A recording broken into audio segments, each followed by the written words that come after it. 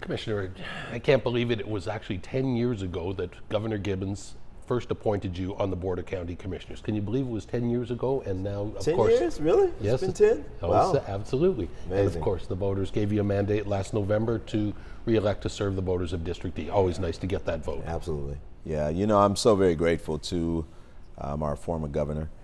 Governor Gibbons, a really nice guy. Had just that confidence in me that I would be able to fill the void of helping to create a one Nevada and be able to do the best job that I could do. And, you know, very grateful for this opportunity. And then, of course, the voters who came back and gave me their vote of confidence. Really appreciate it, really honored, and, man, just happy to serve. And that was 10 years ago, probably when the city, the economy, everything was flying at one of its highest times, and just shortly before the crash, which Yeah. a place like this 10 years ago would not have been open. Would not have existed. You know, it was a really tough time here. The district that I represent was hit so hard. We were one of the, if not the hardest hit district in the with foreclosure in the nation, and so it was really tough, you know, to see families lose their dream of home ownership. See so many people lose their jobs. Families who had children in college, you know, had to bow out. And so it was really, really, really tough. It was a tough time, but being the type of country that we are, we're a resilient country. We're resilient people. We're able to really bounce back and really try and make some things happen. And so we're ticking upwards. And things are getting a lot better for a lot of people. Still a lot of major concerns though. Unemployment rate, still not where it should be as far as helping to get Americans, particularly Nevadans, back to work. That's extremely important to me. And, you know, not only that, but, you know, just helping people in terms of entrepreneurship, small businesses. I don't care what anyone says. Small business is what helps America stand strong. We have some great major corporate businesses out there in the world that are doing fantastic, but it's those mom and pop shops that hire everyday neighborhood people and, you know, just really do a great job. So still have a lot of work to do.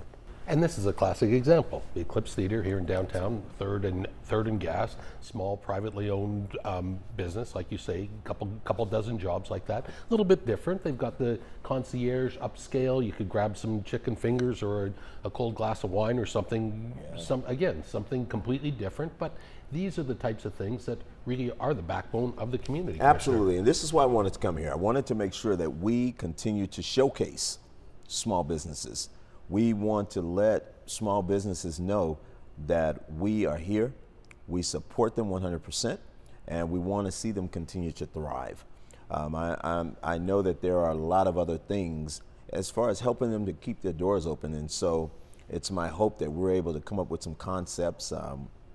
I'm not really sure at this point what's coming out of Washington, D.C. as it relates to small business support financially, but it's my hope and prayer that we are able to do something.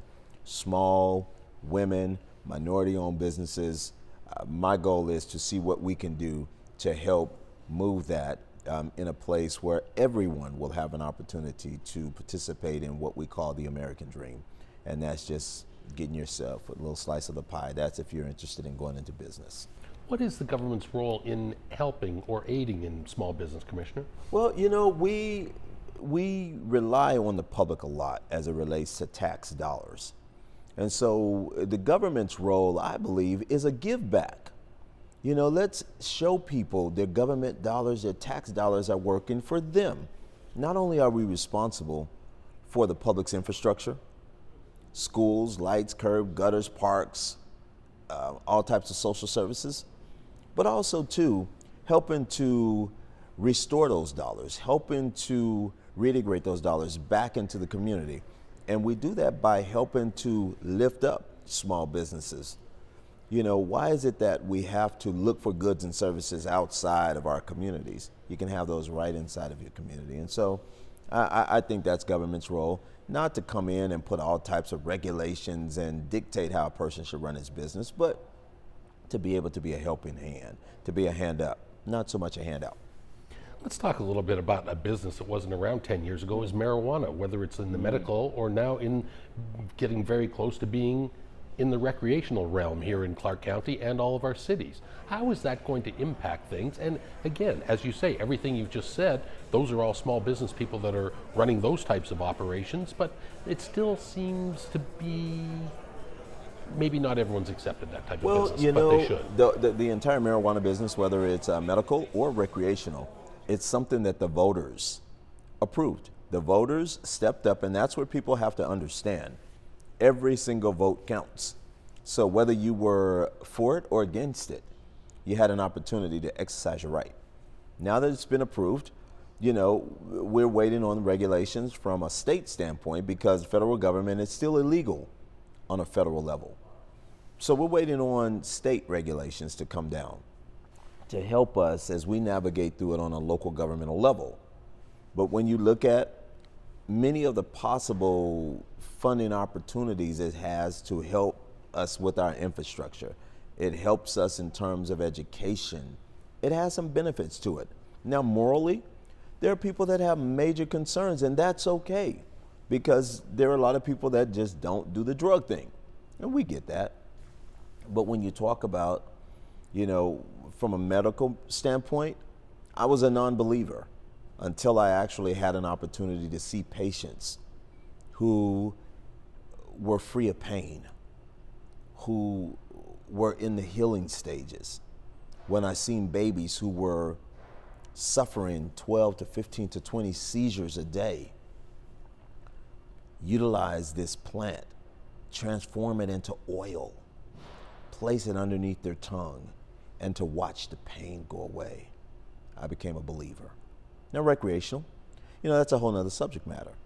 You get concerned as it relates to individuals being irresponsible. It's like drinking alcohol and getting behind the wheel. There are concerns, and there are legitimate concerns. That's what rules are for. And so if we continue to educate and do our part to make sure, whether those of us that are for or against, as long as we can educate and help everybody understand what the rules are, I think we should be okay. Commissioner, you have an awesome responsibility as the chairman of the Las Vegas Convention and Visitors Authority, which is everything from all of a sudden maybe people are coming here for recreational marijuana uses, or obviously the more traditional things or non-traditional things, such as another successful NASCAR race and a second NASCAR race now coming to our community. That's exciting stuff, and that's important to you and everyone here in the community to keep the Las Vegas brand fresh and to keep people coming here, right? Keep it fresh. I like that. Hats off to the LVCVA, baby. I love it. I love the opportunity to serve in that capacity. Rossi Rollin Cotter and the entire LVCVA team.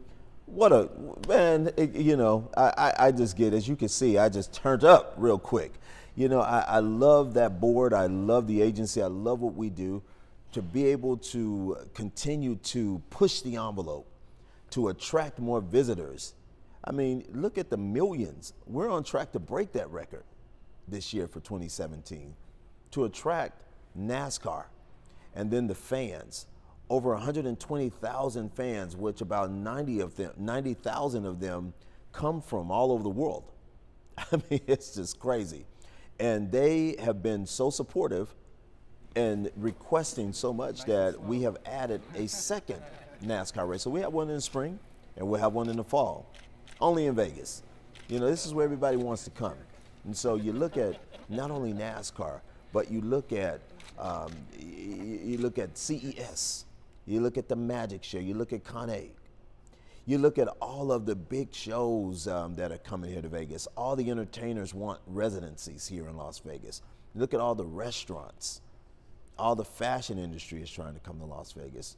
I mean, this place here is on fire, and it's such a cool time to serve. It's challenging times, but I think that if it's too easy, the job is not worthwhile. I like when there are some challenges, and then we have to work together to get through it, to make sure that we let the world know that we are a final destination and we are officially on the map.